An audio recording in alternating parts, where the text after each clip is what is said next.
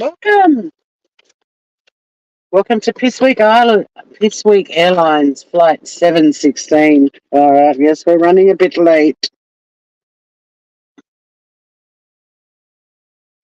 Bit of a slow start on this Friday. I'll go live because I haven't been in ages and with many reasons. Why?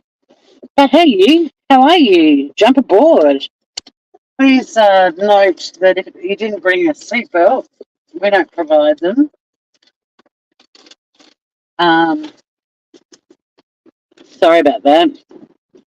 Hope you've brought your own snacks too, because we don't provide them either. Speaking of snacks, I've been stuffing around all morning. I had a very long, hard day yesterday. Baby Maggie's, get off the road. Get off the road. So cute. I love our magpies, but there's a heap of little babies and they're all in the middle of the road. Fortunately, they all worked out me being in my car were a bit bigger than them and they got off the road. Bad way to start the day running over a little family of magpie babies. I hope everyone's well. I'm doing okay, but wow, life's just crazy, you know. Everyone's got stories, everyone has stuff that is going on in their lives. But you know, when there's some years in your life that you're like, this is just too much. Oh, the boy in the box. How are you, Mel Mac? Good to see you, beautiful. But yeah, I haven't got a coffee or anything, and I'll probably get to town and end the live a little bit quicker than usual, earlier than usual, so I can go and get some coffee and something to eat because I'm actually pretty hungry. But I'm helping my neighbour feeding her cat at the moment, as well as Sunny, who's still not great, which is better. But it's been a while.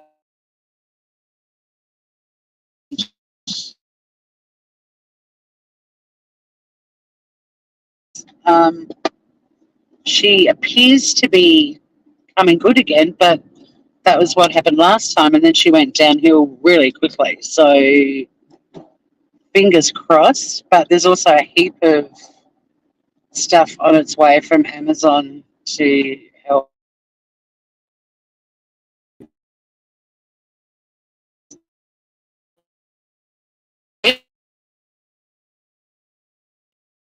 Until she's now living with, guilt because I took her to the cat hotel, and ever since then, plus option, she couldn't be in the house when there was a giant a hole in the bathroom floor. But I just didn't appreciate how much it's impacted her and the change in the bathroom, even though it's only like a metre square of new tiles. That's the only change visible to her, but it still rattled her, I guess.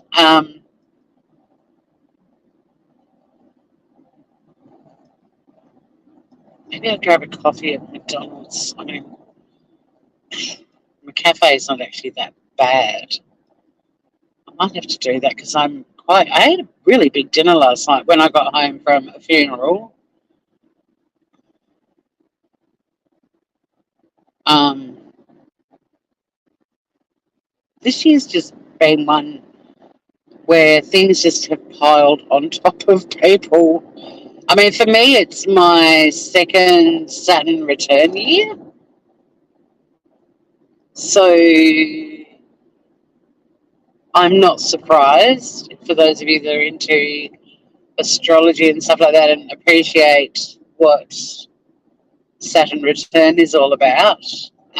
Big, big changes. And, I had my car breaking down on a lonesome road without any internet dislocated my knee and discovered a leak under the house all on the same day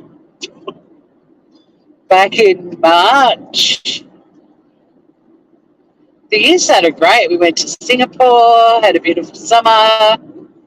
March was sort of when it all went belly up.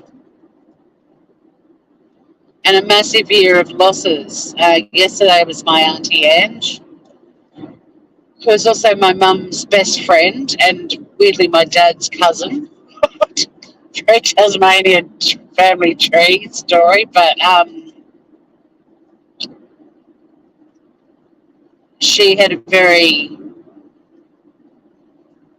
bad prognosis with a cancer diagnosis and was gone very quickly, unfortunately.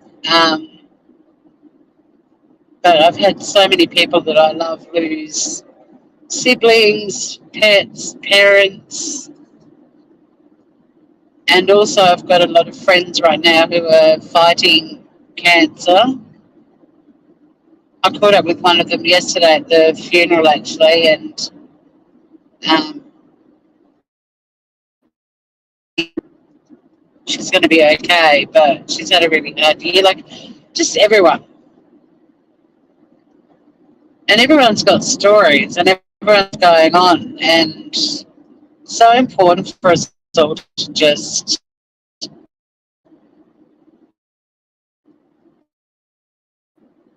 look after each other.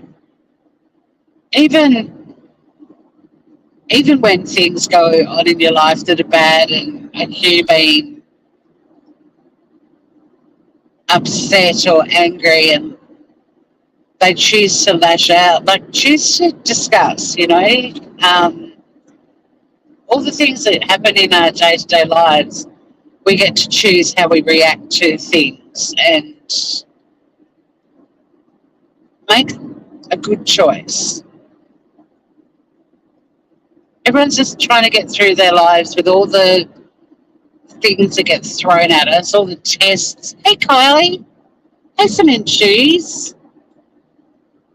Like, we're all living and we're all experiencing highs and lows. And I think global empathy would make the world a better place. It's okay to be shitty with someone. It's okay to be upset, disappointed, but there's a way to express that that's not nasty.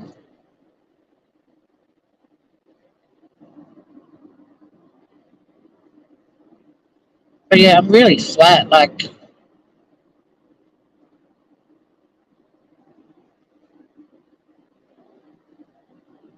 I think everyone gets flat at this time of the year. It's that sort of, we're all fatigued by our jobs because the world is moving at such a faster pace now. Like, the pressures on people at work, like, I adore technology, but the fact that it's made everything happen so quickly, we do so much more in a day now than we did prior to computers. Even people had to be patient and wait for things, and now everyone just wants everything done immediately.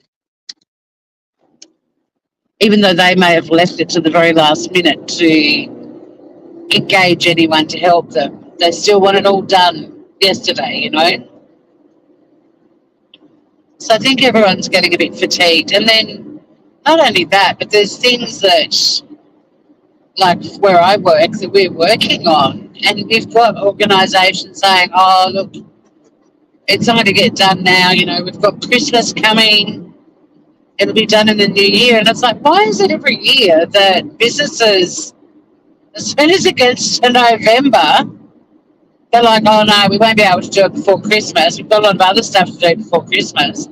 It's like one day of the year. And everyone goes into, not everyone, but a lot of people go into this weird mindset that the world has to stand still because Christmas is 6 fucking weeks away.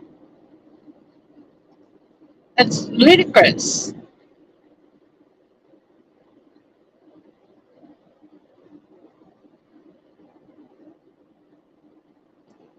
I actually do think I'm going to go to McDonald's. Please don't judge me. we're going through Macca's. I mean, I had a really nice dinner last night when I got home, a big dinner when I got home from Auntie Angie's funeral, but I hadn't really eaten much other than some yogurt and granola for like breakfast. And then I had a piece of fruit at, I don't know, 11 or something. I stupidly believed that there would be the traditional wake refreshments, aka scones and chicken sandwiches, and there weren't. So I didn't really eat a lot yesterday, and I've woken up very hungry. But yeah, I think I'm going to get a sausage muffin and a hash brown and a cappuccino. And then I'll probably get late to the car park and be up on the roof. And I've got to lug my suitcase up to the roof. Oh, anyway, whatever. It has been a full-on year.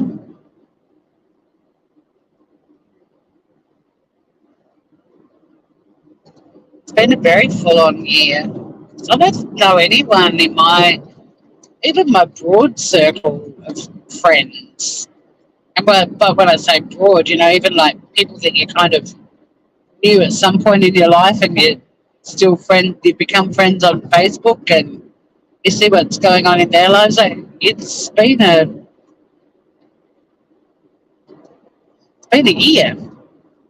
And yesterday was my dad's birthday too, which was interesting with Auntie Angie's funeral the same day, because you kind of already, um, it brings all that, when you've lost your mum, brings all of that to the forefront. And because she was my mum's best friend as well, like she was sort of the last really close connection to mum who'd known mum her whole life. And I mean, obviously, my uncle and auntie, like my mum's brother and sister, have stories about mum growing up too. But my auntie Annabelle, she's like 10 years younger than mum, so she almost had like a single only child kind of childhood. So that was sad. But I mean, I'm not religious, but I also love the idea that mum and Auntie Ange have found each other already and are drinking brandies and dry and celebrating their reunion, because they were lifelong friends. Well, I mean, not lifelong. Sadly, my mum died, but at 60. But they were friends, to the end, basically. But yeah, she was sort of, and we grew up. I mean, she was my mum's best friend, my dad's cousin. Um, my sister's named after her, and then my mum is Angie's daughter, Janie's godmother, and Auntie Ange was my sister Angie's godmother, and very precious person in our lives. And then to make matters worse, my beautiful sister, named after Auntie Ange, couldn't go to the funeral because she's got COVID.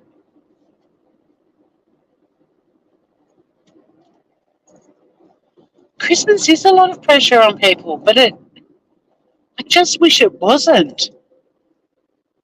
It's so ridiculous to me that, I mean, look, if I had a brood of children, I probably would have bought into the Christmas shenanigans a bit more.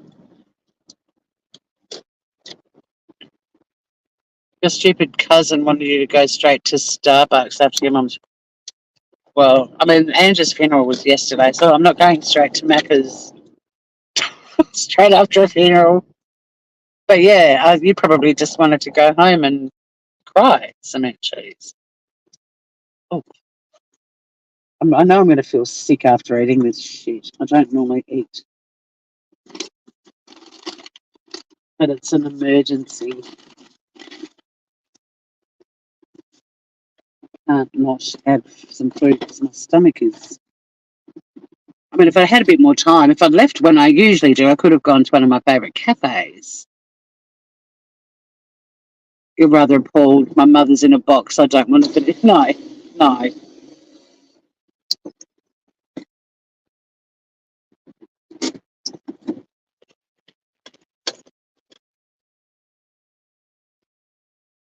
Ooh, yeah, caramel iced latte. That sounds disgusting.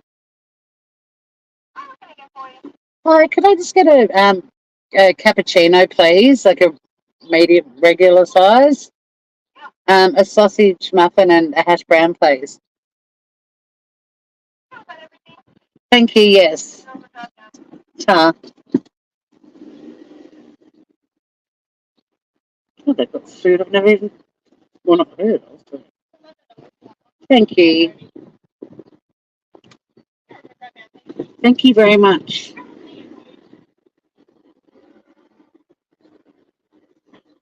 Oh, I hope there's no weight on the hash brown or the muffin or whatever.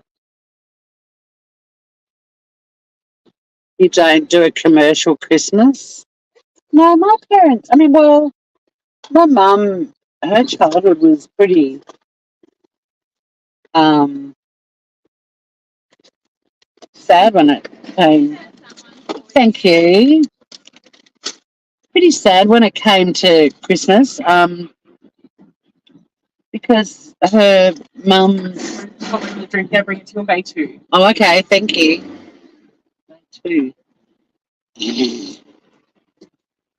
They are barista coffees, so, but still, I wasn't planning on, having to hang out in the bay till I get my coffee. Yeah, my mum's mum, my grandma, her little brother died um, at Christmas, and how have I managed to lose my sonnies? I've found them. Um, yeah, so my grandmother never really.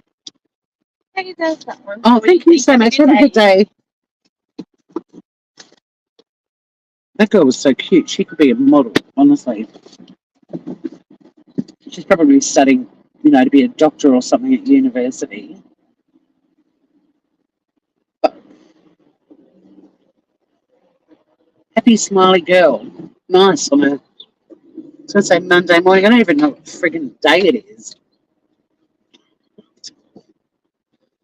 Yeah, so my grandma wasn't overly fond of Christmas for good reason. I mean, her brother Jock was young when he died, so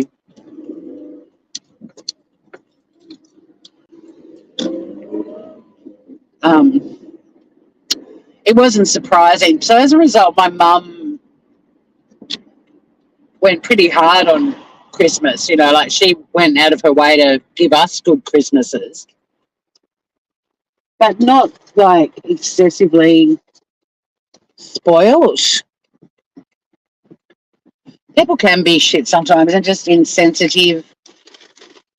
Although, I mean, one thing I've learned from all of the deaths and funerals I've had in my life, like, people can do and say the most inappropriate, weird things too, like death and grief can make people be a bit out there. And to be honest, I mean, not talking about your cousin, but to be honest, like in my experience, it's the people that don't say anything that bugged me the most. It's not the people that say weird and inappropriate stuff. Like, I preferred that to nothing. Like the friends that you have around you who sort of disappear when your mum or your dad dies, and then months or years later they're like, "Oh, I'm so sorry, I wasn't there for you. I just didn't know what to say." And it's like, "Oh, well, neither did I. Like, I hadn't had a rehearsal for how to act when I lost my parents. I would have preferred you'd said something really stupid than just stayed away.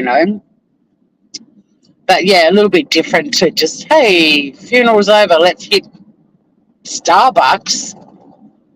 I mean, geez, at the very least, let's go to a decent coffee shop if you want to drink coffee. But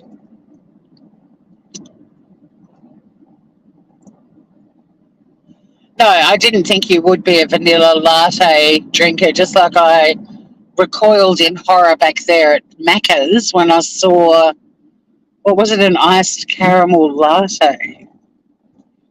Just give me coffee, motherfucker. All those horrible syrups. Ooh. So sickly sweet. Where's Emily Flotilla? I need her to come in because she's going to be very jealous of what I'm up to tonight. And she gets her shit together, she could join me. She needs to get on like an express plane though. But some of you know that I introduced, well, I played Tim Minchin on my channel one time, and Emily Flotilla was like, "Who be this man?" And now she's besotted with him, and rightly so. Um, a massive Australian talent. For those of you in the US, if you've heard of Matilda, the musical, Tim Minchin is the man behind that.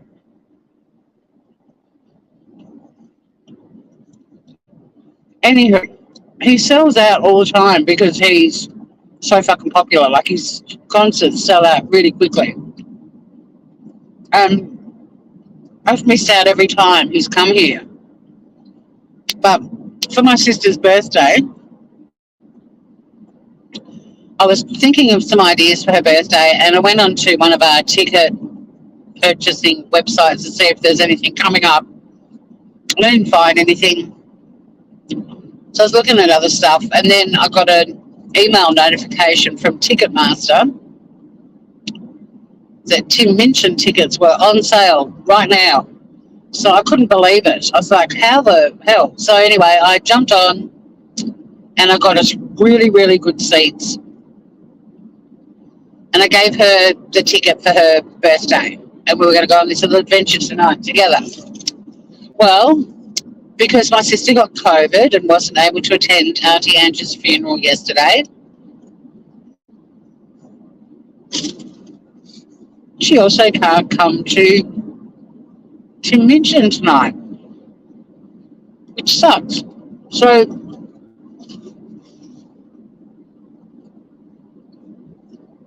before going to a funeral yesterday, I was trying to find a friend to take to Tim Minchin with me tonight, and the first three friends I messaged have all got COVID.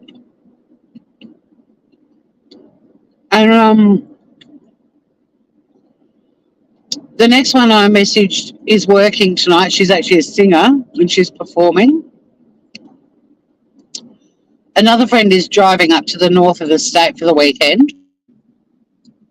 So I then had to go to the funeral, and I didn't think about it, but at the funeral I probably could have said, hey, anyone want to come to Tim Minchin with me tomorrow night? But I don't know, bit on a par with Starbucks and vanilla lattes, right?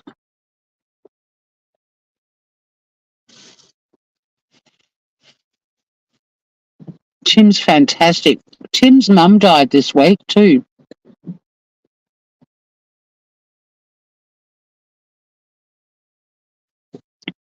which is terribly sad. But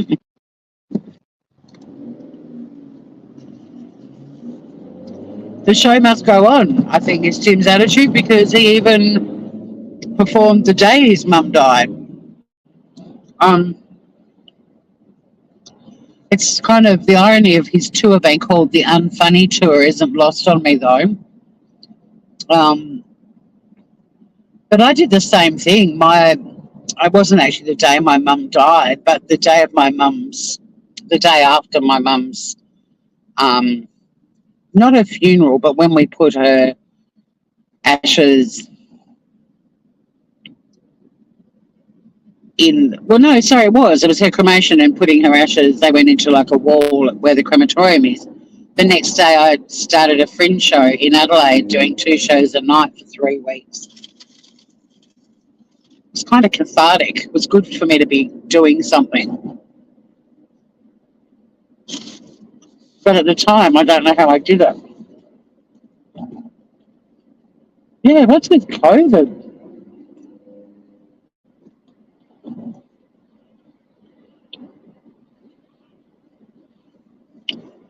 I mean, I've become a bit blasé about it, not in terms of washing hands and hand sanitizer. All of that stuff was great. Like It taught so many grotty people how to practice better hygiene. But social distancing, some people are ridiculously close. I had this woman, I buy a lot of seeds and like for cooking from a natural, product shop. And you can scoop your seeds into these little brown paper bags and weigh them and all the rest of it. And it takes a bit of time.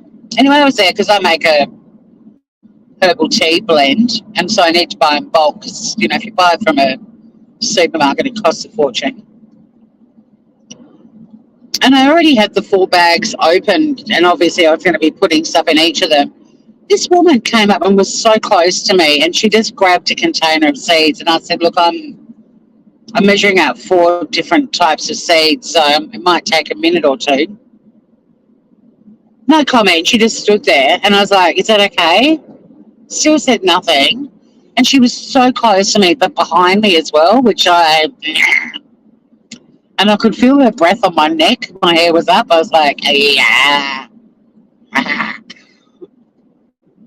But I refused to move. Part of me was like, just take the ones you've done and go back when Klingon has done her shit. But why do people do creepy shit like that all the time?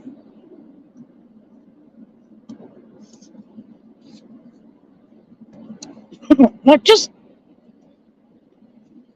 I don't know, just be reasonable.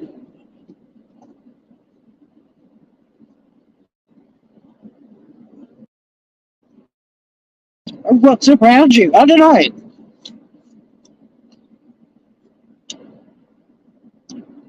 I hate Space Invaders, and that whole social distancing thing was like Christmas for me. You could finally say to people, could you maybe just give me a little bit of space without being deemed to be some sort of, horrible person because you're not really a fan of having a stranger hovering within a foot of you. Like, I loved that you could kind of say, can you just give me a bit of social distance? Finally, we had a reason for saying it other than, I do not like feeling you breathing on my neck. I don't get how people are so unaware of that. Like, Space Invaders, why aren't they conscious of that? Why doesn't it bother them when a stranger is that close to them that they think it's okay to do it to somebody else?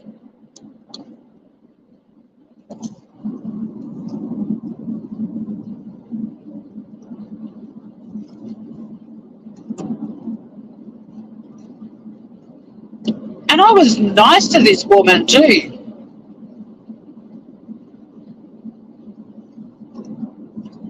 I explained to her it was going to take a couple of minutes because I had 4 different bags of herbs to purchase and measure out.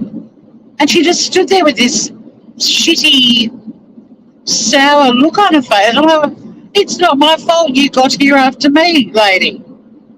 Maybe go and look at other things in the shop for 2 minutes and I'll be done and on my merry way.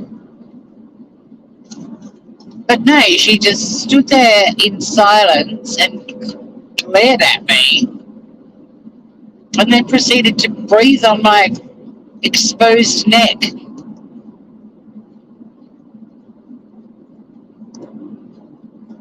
was a rather unpleasant experience.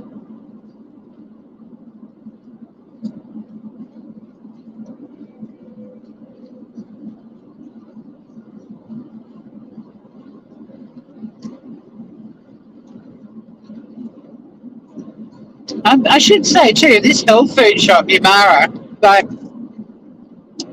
it's hardcore peace, love, and happiness in every possible way, including signs all over the shop asking people to respect each other and social distance, and all with cute flowers and peace signs and shit all over the posters. trying to be all, giving good advice, but still sugarcoating it in some hippie love.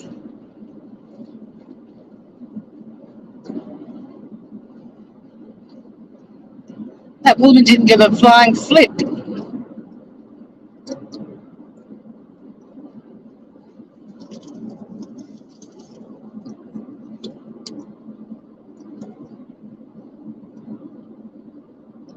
It's an awkward feeling too, isn't it, when someone is standing directly behind you? Like, if you're walking along a footpath and you can hear someone walking behind you, but they're right behind you. Like when you kind of turn your head slightly and engage the peripheral vision and you can't see them and you're like, oh. So you look the other side and same thing and you're like, they are literally directly behind me.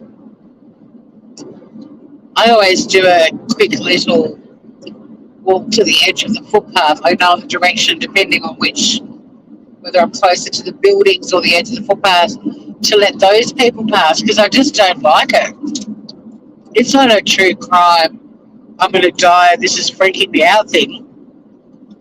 I just find it really uncomfortable having people directly behind me. I mean, if you're at a concert or something, that's different. But when you're in a shop with this one person who's right behind you, or you're walking and someone's right behind you, does anyone else have an issue with that? Or is that just me?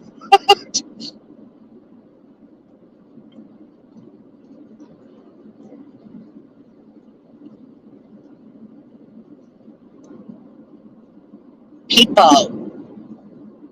Mind you, this funeral yesterday was full of just the most incredible people. Like, their family unit is so close and beautiful, and inside and out.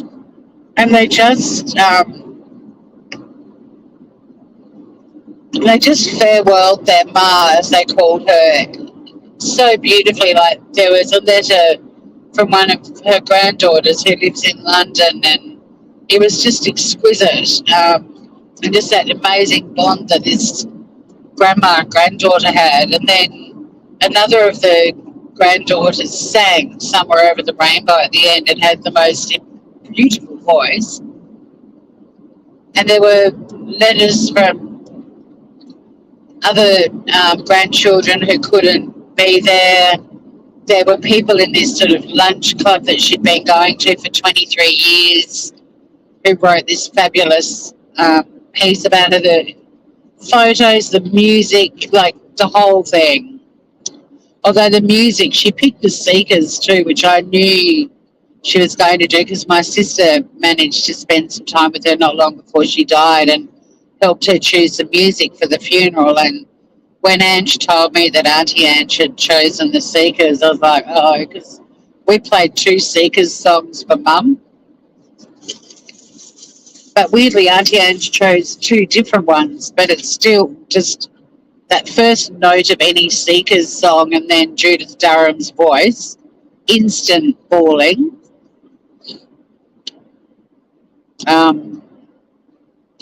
Although one of the songs she chose was also my brother and sister-in-law's bridal waltz, so it kind of has a happy connotation in our family as well. But it was. I think when you get into a situation like that at a funeral or any event, and everyone there is just beautiful, it restores my faith in humanity. And it's funny how funerals sort of end up being reunions as well. But they do bring people together who haven't seen each other for a long time, and it reminds you that life is fleeting and to touch base with and connect with the people that you love more frequently, and don't say let's have a cuppa, like actually make it happen. But yeah, to be sort of surrounded by such beautiful, loving, tight-knit family people, it was really special.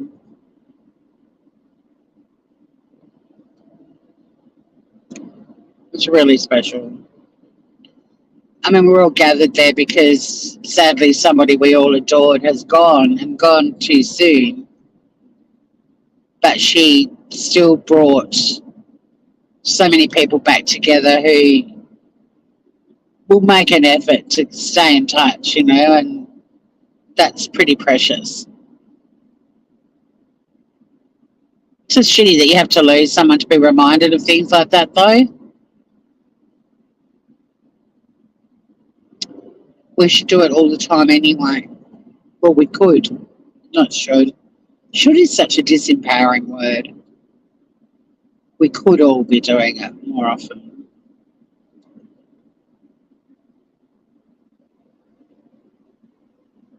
Friday. So back to Tim Minchin. I don't have a date yet. I tried 6 different people yesterday morning, and then I had to come into town for Angie's funeral. So, and then I didn't get home till really late. I went over and fed my neighbour's cat Violet because I'm cat sitting Violet. I'm feeding Violet while her mum is away for a week and a bit. I did say to Violet this morning, I'm really sorry, mate, but I'm seeing Tim Minchin tonight, so I'm not seeing you again till tomorrow morning. Sonny will be pretty pissed off with me when I eventually get home. But Sonny's got they've both got plenty of food. So yeah, somehow while I'm at work today, I'm going to have to try and find a date.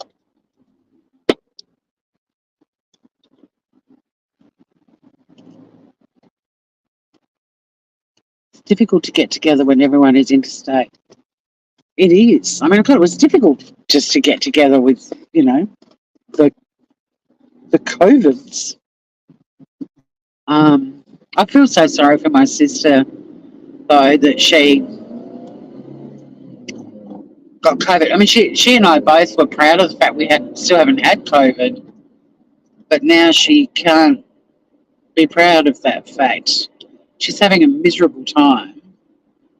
She wasn't able to give I mean, beautifully, she wrote a beautiful piece about Auntie Ange, and one of Ange's kids' husbands read it out for Ange, which was really lovely. But yeah, to miss your godmother's funeral, and not just godmother, but auntie and close friend. Like when Mum died, Auntie Ange really did step up and look after my Ange. Well, not step up; she'd always been like a second mum. And then yeah, she's also missing Tim Minchin, which we were both very excited about. So I'm going to have to try and think of another birthday adventure for Ange. And look, if I don't find a date, I'll know heaps of people there tonight, but I'm also sometimes okay just to go and see stuff like that on my own because I've always been absolutely besotted with and enamoured by men who can sing and play the piano beautifully. So, you know, if I look at musos in my life that I've always been incredibly fond of, it probably started with Peter Allen, to be honest, and then probably the next one in the group, in the bunch, would have been Tim Friedman from the Whitlams, and then Ben Folds, and then Tim Minchin. I just think men playing the piano and singing like angels just fucking hot. So hot. So yeah, if I end up being there on my own, it's fine because I'm just going to go into my own little world with Tim anyway. I'm mesmerised. I watch them playing. I watch their hands playing, the speed at which they run their hands up and down the keyboard, and still manage to belt out these songs with fabulous lyrics. And so yeah, if I end up zoning out and just going into a little Tim Minchin bubble, that's cool too. There's nothing worse than when you're at a concert and they do your favourite song and the person next to you starts chatting to you and you're like, no. Please don't talk in my favourite song. Stupid girl behind me didn't give way to a bus. It's kind of like the rule here. Bus has been indicating for a while. Like, unfortunately, I was already passing when it started indicating, but she wasn't going to let the bus in, and the bus just beat the fuck out of her and moved across, and she's looking all butthurt. It's like, lady, you're in a marina. Don't take on a fucking bus. You're not going to win. I don't think I've heard a bus actually go meh at a car before, though. That was quite funny. And the bus's horn was quite pathetic, too. Anyway. And I think she beat the bus as well. I was like, dude, nah. Marina versus bus. No contest. None. Oh, I don't want to be in town too. I don't want to work. I do not want to work today.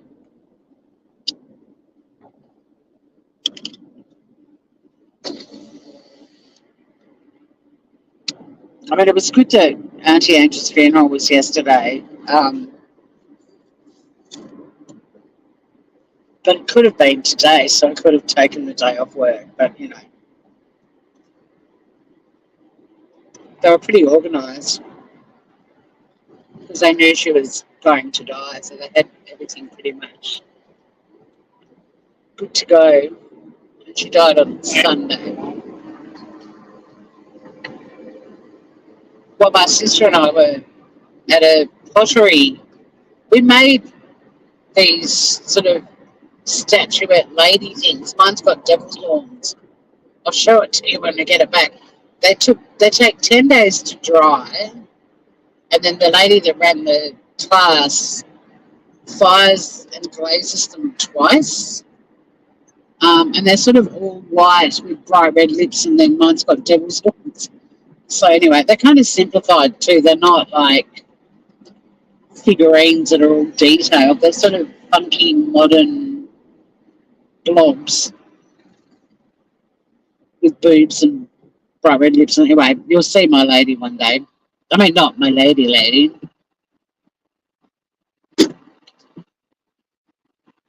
I'm happy to do it on my own too, but it's fun to have the experience with people. Well, yeah, but I don't think I'll be alone, even if I'm physically sitting there on my own. Like, I'm going to be in a room full of people, you know. I'll be experiencing it with them. And like I said, and it's October. Like, I'll know people there. In fact, I might say to someone, hey, I've got really good seats. Don't sit down there. Come and sit with me up on the balcony.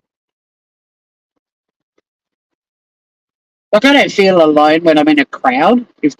I feel like I'm just hanging with like-minded people who all like whoever's on the stage. You know, we're like a little tribe.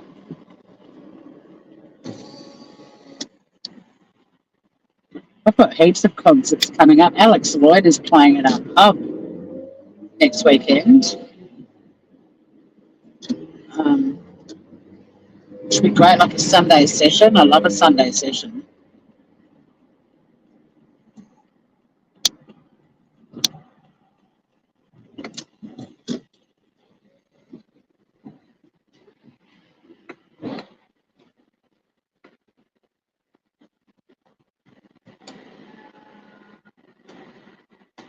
Everyone is ready for a rest. Everyone's just exhausted. Life is busy, fast, heavy, fun, confusing.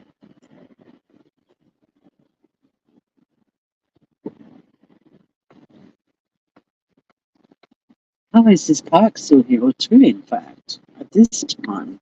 So I'm usually here like 20 minutes ago. Yeah, a couple of thousand. Well, actually, no, this venue is quite intimate. It doesn't even hold 1,000. It's at the Odeon, which is just down the road from here. And it's a really beautiful old theatre with a balcony and um, yeah, it's pretty funky, and it's all sort of Art Deco, and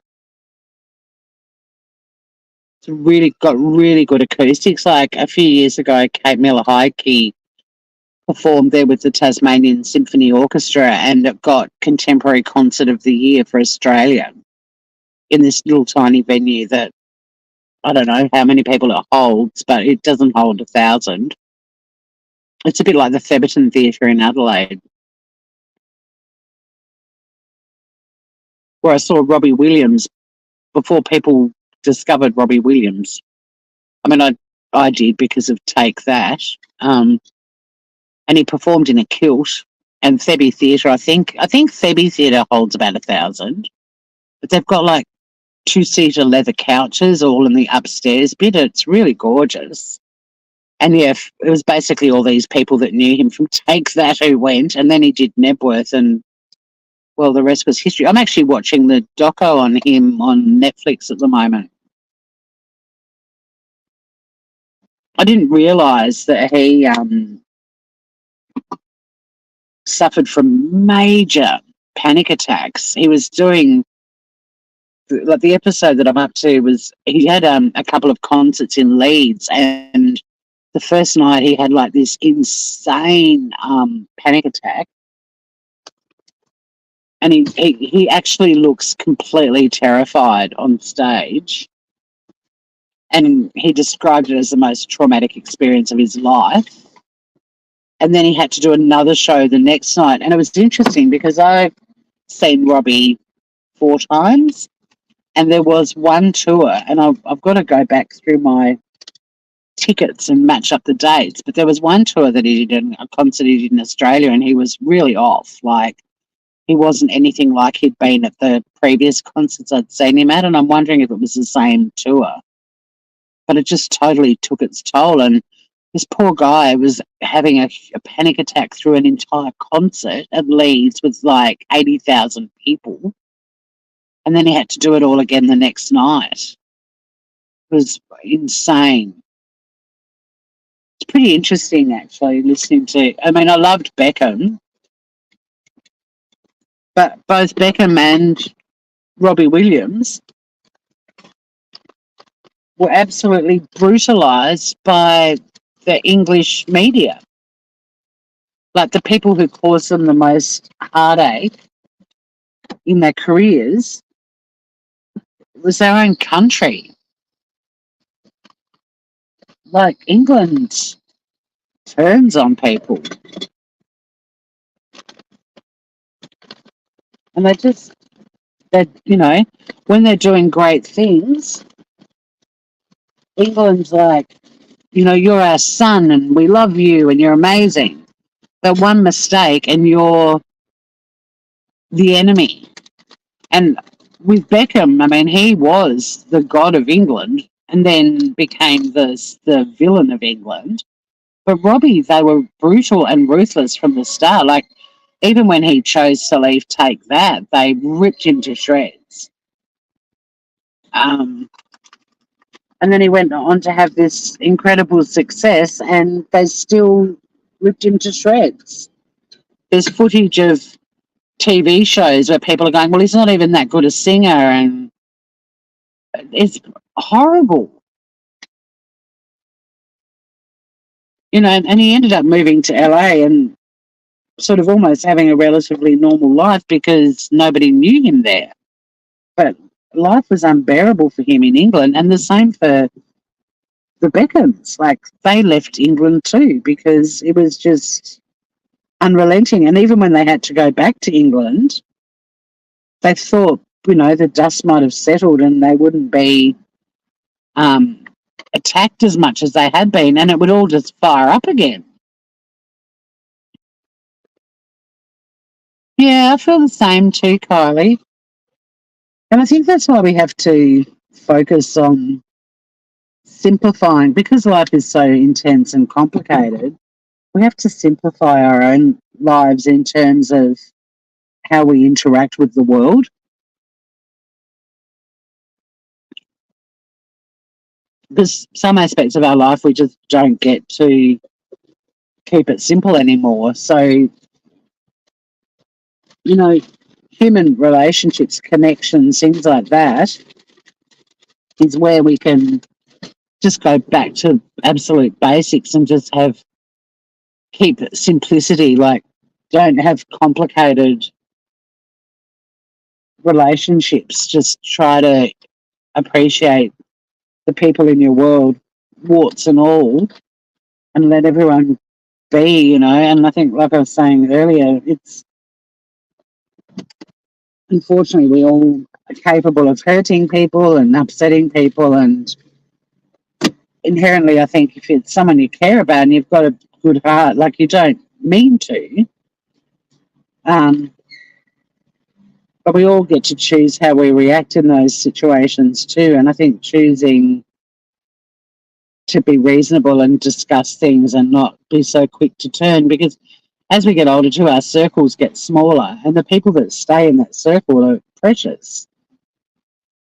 And it's refreshing to be able to have honest, reasonable, gentle conversations with people. This sort of arguing that we see happening on social media and on YouTube and all of that sort of stuff, it's so destructive and pointless. And I've said some major life events that have enabled me to spend a lot of time with the people that I love and care about, and they really should be all of our priorities, Protect those people at all costs and those relationships, even if there's bumps along the way. Don't destroy the good things in your world over a moment of incompatibility, But I know what you're saying, Kylie. I think, and when they sort of say, "Oh, would you go back to being a kid again?" And I used to be like, "No, I wouldn't." But I kind of, if you could go back being a kid again with the knowledge that you have when you're older, yeah, hell yeah, I would.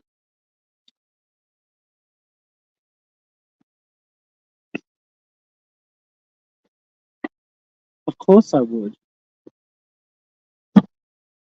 Would you guys? Hey, have you read Kerry Armstrong, the actress, wrote a book called The Circle?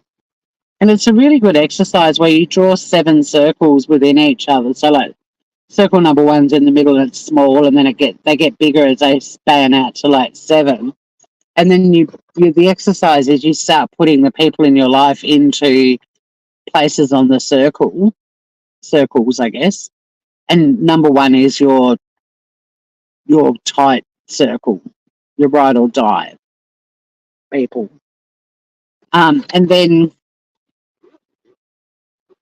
other people might be a bit further out, and there might be people that you've only just met, so they might be out in 7 or 6, and then there might be people that used to be very prolific in your life that are now on the outer and about to disappear out, beyond 7, and you kind of review your circle every 3 months or whenever I guess you think to do it, and it's kind of interesting. But that number 1 circle, you protect that with your life.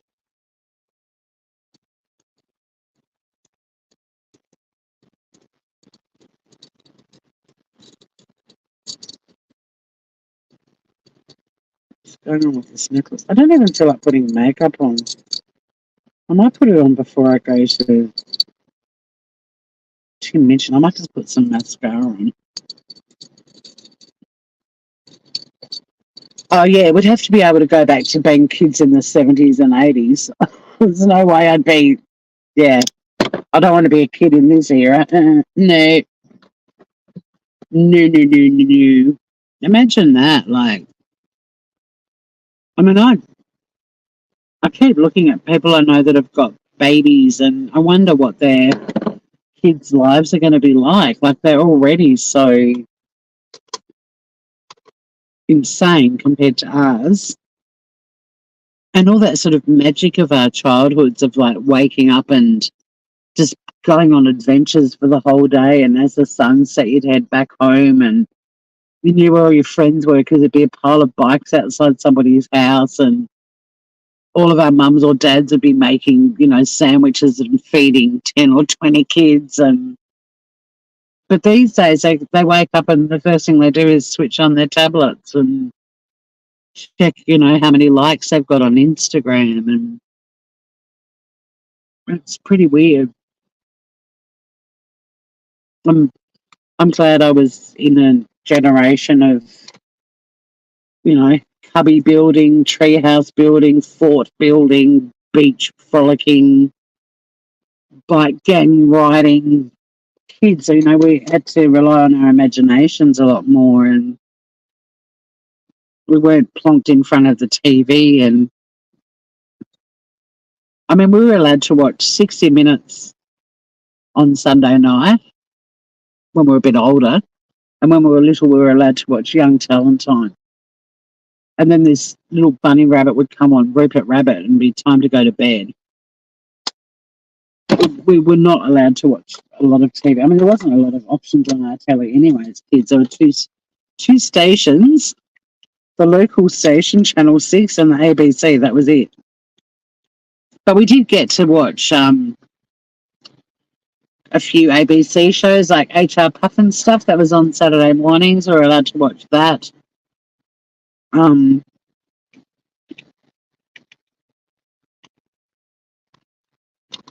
The Goodies, The Good Life, even a bit of Benny Hill and Dave Allen. And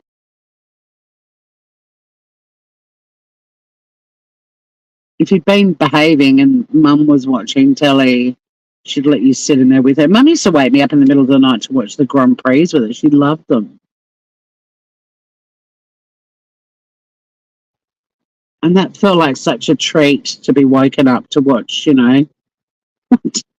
some Grand Prix in some exotic place. Because all I wanted to do as a kid was get on a plane and travel. So things like watching Grand Prix and seeing cities around the world with these cars racing around through them was pretty awesome.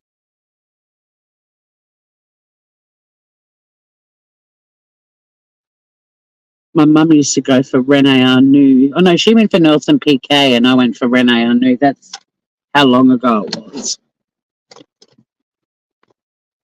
I put very basic makeup on. And I'm okay with that.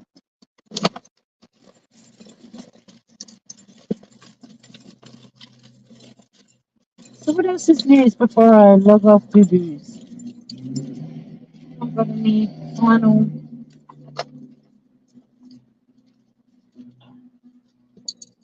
things I want to say.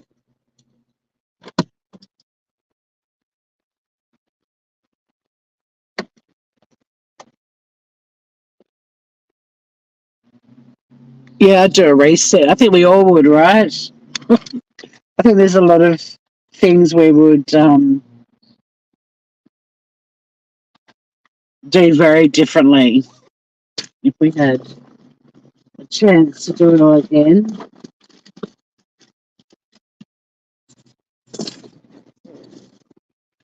But even like Flatliners, that movie Flatliners, we do have the opportunity to right the wrongs of our younger lives. If there are things that you're plagued with guilt about, find that person and apologise, write them a card or a letter, call them. Like, we can repair the things that we did as kids that still bug us. We were naive and foolish and wish we'd never done it. Yeah, we have got a chance to fix those sorts of things. I watched a lot of tennis with my mum too, actually. The telly was on during the day on weekends, so there was always cricket, tennis, footy. But we weren't allowed to, sit there and watch it for hours on end. You'd have to have done your homework and all of that sort of stuff. But I love that childhood in Australia, like just growing up with the sound of even Dad's wireless radio with the cricket on, like those beautiful sort of summer sounds. I still put my bush radio on from time to time, and that brings back a lot of memories. Hey, Francesca, how are you?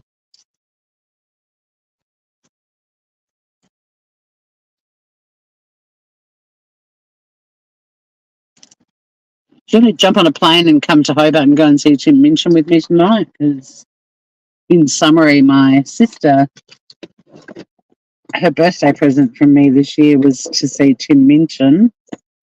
And then she got COVID, which was very sad because yesterday was Auntie Angie's funeral, and Auntie Ange was my sister's godmother, and my sister is Auntie Angie's namesake.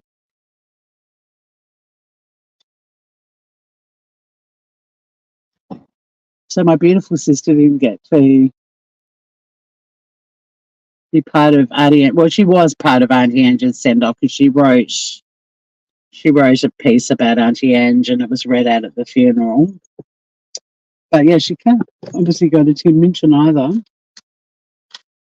So if you can get your butt on a plane today to Hobart, he's not your favourite. But if he was, would you do it? Would you come here?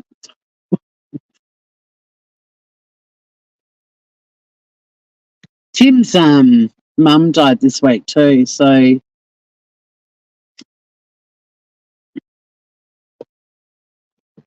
it's pretty amazing that he's performing, and um,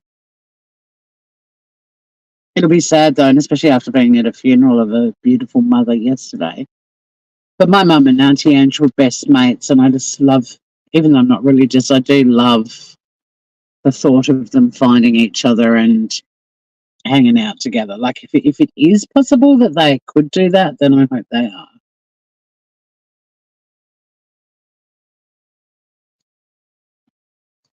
My Auntie Ange was the one that when my mum was dying, she started singing to mum to try and comfort her, and it wasn't an actual song. Like she was just sort of singing la la la la la to mum, and mum, without moving after about a minute, just lying in the bed, just went, "How long is this going to go on for?"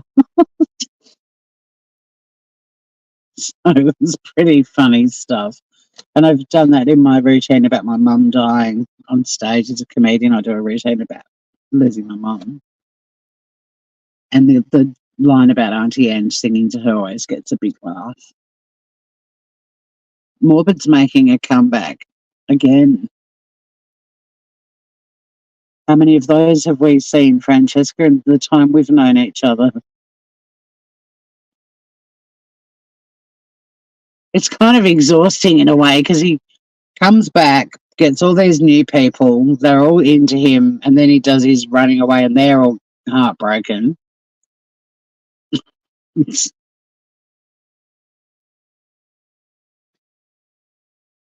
Is he making a comeback with the Glera? What's happened to? I haven't been on YouTube for such a long time.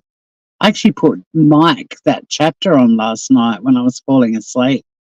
I couldn't fall asleep, and I was like, I don't want to work. I'm tired. I've had a full-on day, and I was like, this is the first YouTube I've put on for a long. Well, no, I'm lying.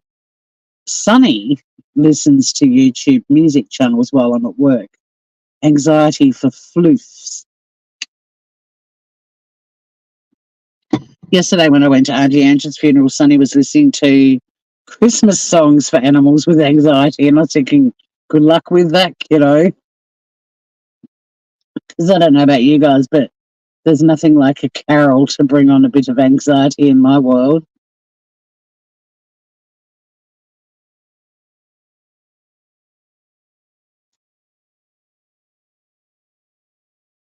But look, I'm going to have a beautiful night at Tim, irrespective of whether I find a date. Like I tried so hard yesterday, and everyone I know is just either COVID or they're working. That was it. There was no one who just had some sort of social event on, like they're literally either sick or they have to work. But I might try a few more Christmas songs. I know, but Sunny doesn't seem too bothered by them. Biscuit loved Christmas songs. My sister, for some reason, one year, like we had Christmas songs playing. It was Christmas Day. That's the only day we play them usually. I must admit, getting home yesterday to hearing Christmas music, I was like, "This is wrong." But I wanted a variety for some variety for Sunny. She's been listening to the same kind of piano music for days now, ever since she was sick again. But my sister, Away in the Manger, came on, and my sister sang it, and she said, "The Little Lord Biscuit." Biscuit fucking loved it. And we kept singing it for months afterwards. She'd get all proud and come up to us and be all the little Lord Biscuit. It was fucking hilarious. I nearly wet my pants the first time it happened and every other time after that.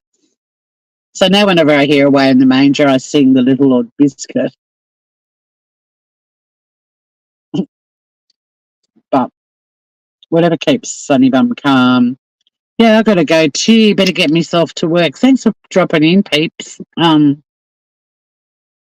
the most riveting of lives. I really just wanted to say hi and was kind of hoping Emily would pop in because I could tell her that I'm off to see Tim Minchin because I know she'll be very envious. But have a beautiful day, everybody. Whatever you get up to, make it fun. Be nice to people, and I'll see you all again very soon, hopefully.